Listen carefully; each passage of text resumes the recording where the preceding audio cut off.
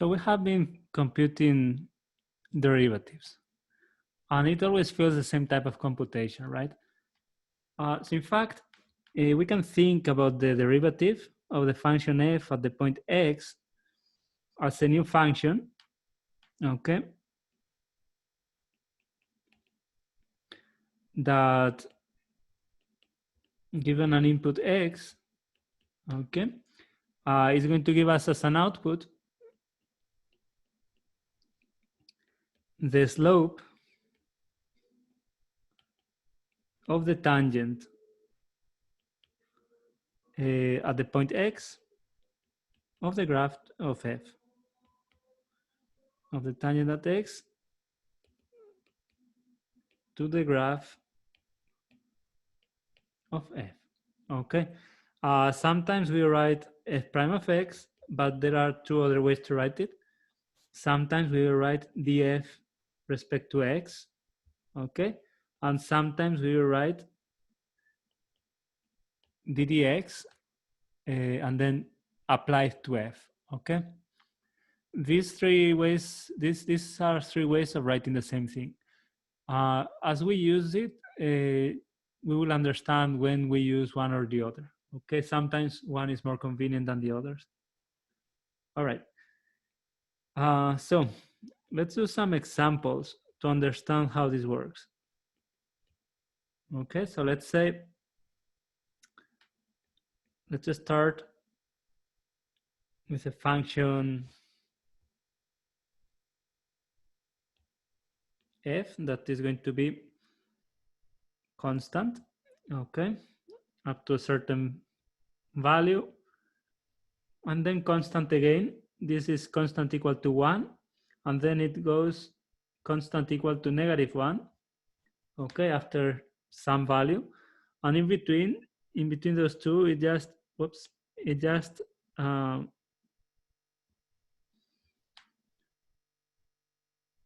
does like a slide, but in a very smooth way, okay, very symmetric, very smooth, and the connection here is so good that we wouldn't even notice if we zoom in, okay, it's just perfect. I'm saying this because I don't want corners. I want this function to be differentiable, because now we are going to compute, well, to graph the derivative. Okay, so let's say, let me show you how this is done. So I'm going to draw a new set of axes, okay? And now what I'm going to do, I'm going to graph in the new set of axes the slope of the function f at every point x. Okay, so we still have these 2 points here that are kind of special, okay, because there are clear transitions there. So we mark them. And then if you notice, there is also this point here that is somehow special. So let me also mark it in the new set of axes, just so that we have a reference of what's going on. Okay, and then, so let's see, what is the slope? If I look on the left of this value here, just to make it simple, let's say that this is 2 and this is 3. Okay, that doesn't really matter much, but let's keep things simple. So on the left of 2, the function is always 1. So what is the slope here of this? You see, because it's always 1, that's a line. So the slope of a constant line is 0. Okay, the constant function, the slope is 0. So what I'm going to do, I'm just going to represent the slope here. Okay, it's always 0.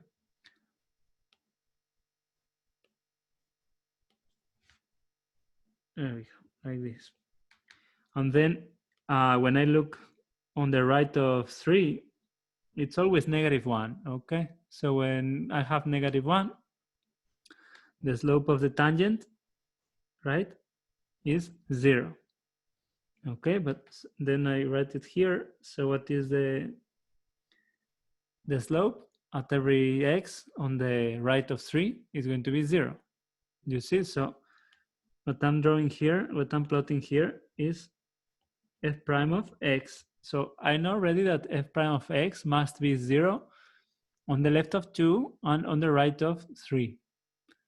So now the tricky part is what happens between 2 and 3. So let's see, let's draw some slopes. Okay, so that would be one slope. Then it gets a little more steep, right? A lot more steep. And then there is a maximum of steepness. And then it kind of slows down again. You see? There we go. And it slows down and it slows down, and eventually we go back to a horizontal slope. Okay, the way I drew the original function, it may look like the slope at 2.5 is vertical, but it's not vertical. Okay, it's let's assume is somewhere in between. But anyway, so what is happening to the slope? Let's see. If you notice here, it's a slope that it keeps increasing. Okay, well, I should say decreasing, because you see that the slope is pointing down, so it's negative. It's a negative slope. Okay, but it's getting more and more negative. Okay, so in the graph of f of prime, what is going to happen? What is going to happen? So is that the derivative is going to go down like this. Okay, it's going to become more and more negative. But then there is a limit to this, okay? Because if you notice, it keeps becoming more vertical until it reaches this middle point, 2.5, and then it starts slowing down. So the slopes here on the left, sorry, on the right of 2.5 are still negative, but they are less and less negative, okay? Until they are back to 0, completely horizontal.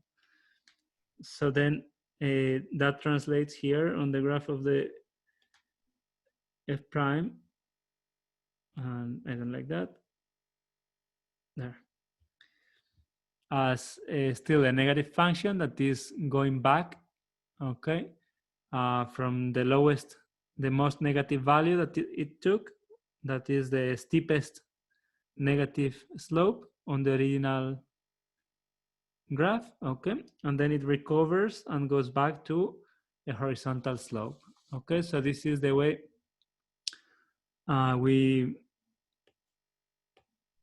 can graph a derivative, okay. Notice that here we didn't even have a precise function f, okay, but still we were able to qualitatively see how the graph behaves, okay. But let's do this a few more times, because I know this is a bit challenging in the beginning. So let's again plot here a pair of axes. There we go. And I need two sets, one for the function, one for the derivative. All right. And let's say I have a function that goes like this. Okay. This would be a degree 4 polynomial.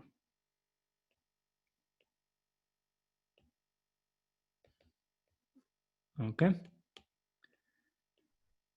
You see it has 4 roots. 1, 2, 3, 4. Okay. So those points are somehow interesting, but the points that are more interesting to me right now are these ones in between. Actually, let me use a different color. This one here, and this one here.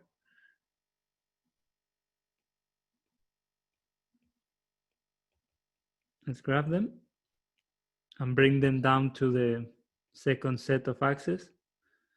Okay, so it's this one, and this one. All right. So now let's see, as we go from left to right, what happens to the slope. If you notice, as we move left to right, we have the slopes. There we go. Like this, right? These are positive slopes, okay? They are positive, but see what is happening. Let's zoom in. As we get closer and closer to this top of the hill, okay, the slopes are smaller and smaller. They are on the left of the hill, they are positive, always positive, but always smaller. And then on top of the hill, it's completely horizontal. And then as we move further, what happens? Well, the slopes start to become negative. Okay, you see that they start pointing down and they get steeper and steeper. So let's plot this. Let's plot the graph of the f prime, of the function f prime. Okay, so here what we are saying is that we have a positive slope, okay, on the left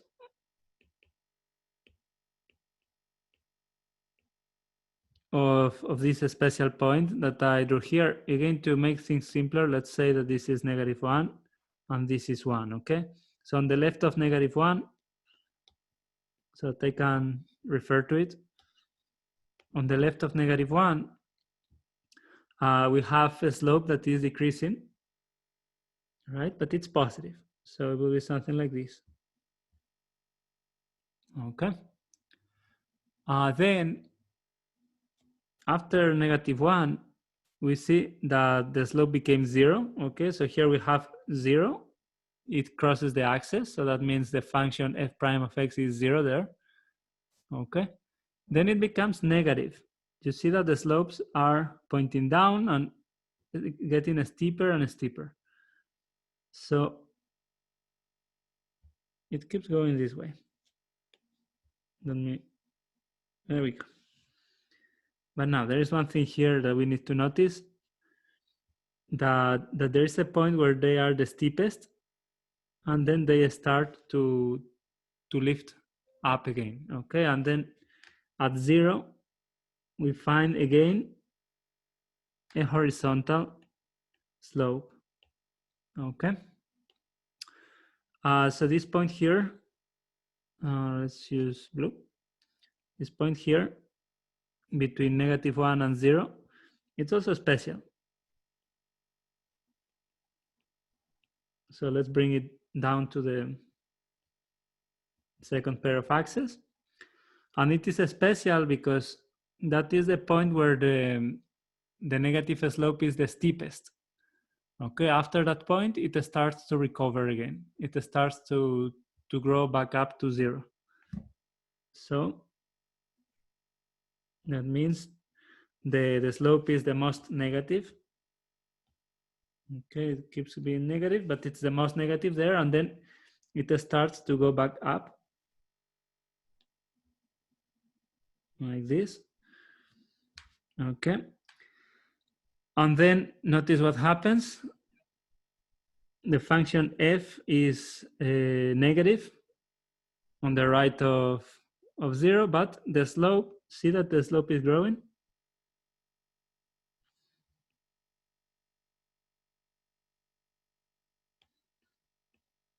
There we go.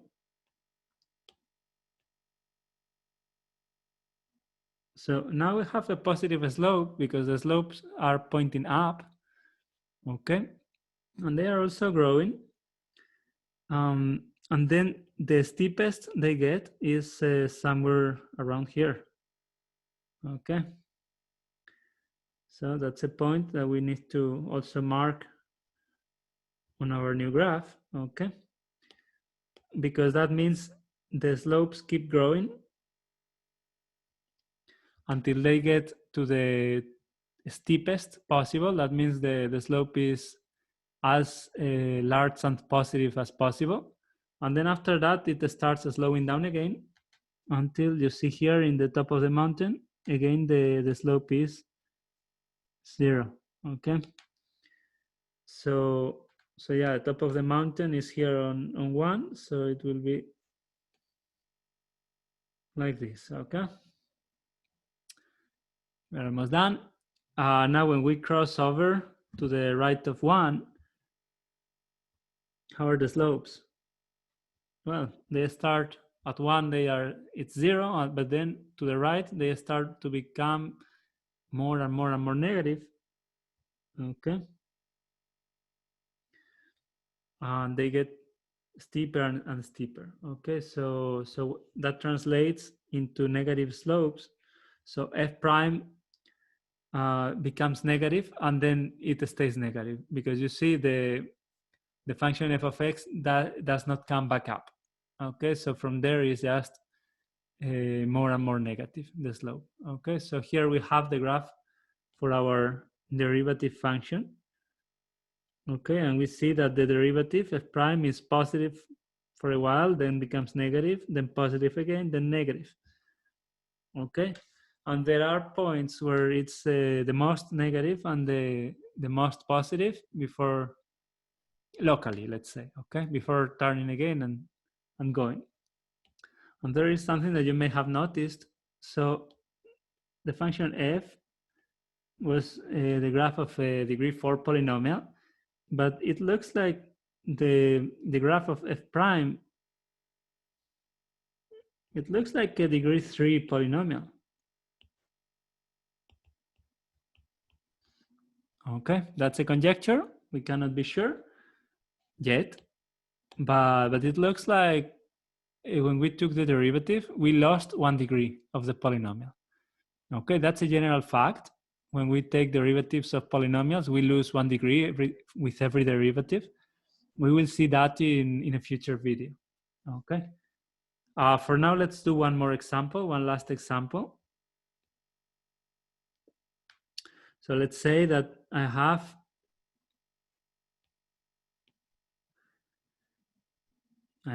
a function that is discontinuous, okay?